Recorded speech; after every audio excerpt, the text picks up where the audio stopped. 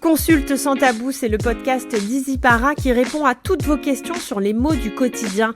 Vous savez ce que vous avez un peu honte d'aborder avec votre pharmacien. Sans tabou, on en parle avec des professionnels de santé.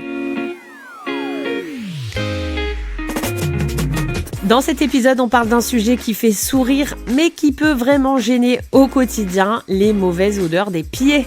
On a tous connu ce moment un peu gênant, enlever ses chaussures et se dire « oups ». Pour en parler sans détour, je suis avec Nathalie, notre experte en santé et beauté.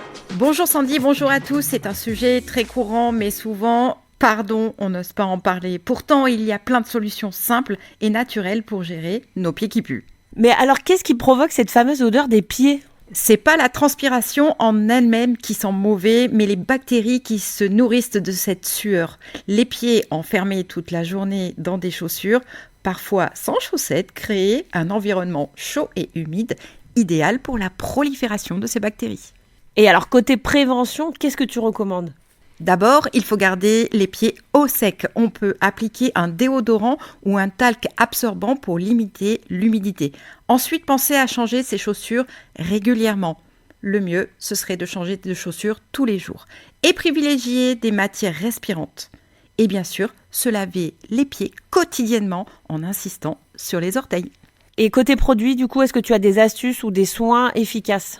Déjà, il faut penser à traiter les 3 zones concernées. Les pieds, bien sûr, mais aussi les chaussettes et les chaussures.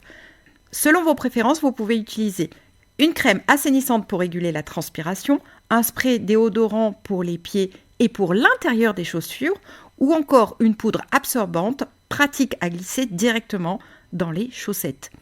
Le bicarbonate de sodium est utilisé aussi en bain de pied car il neutralise efficacement les odeurs, rééquilibre le pH de la peau. Une cuillère à soupe de bicarbonate, quelques gouttes d'huile essentielle de théâtrie ou bien de lavande, 2 incontournables pour purifier et rafraîchir. Mais du coup, ce petit souci peut-il cacher un problème plus sérieux parfois ? Oui, dans certains cas, la mauvaise odeur peut être liée à une mycose. Si l'odeur persiste malgré une très bonne hygiène et si la peau est abîmée, à ce moment-là, il faut à tout prix consulter un médecin généraliste ou bien un dermatologue.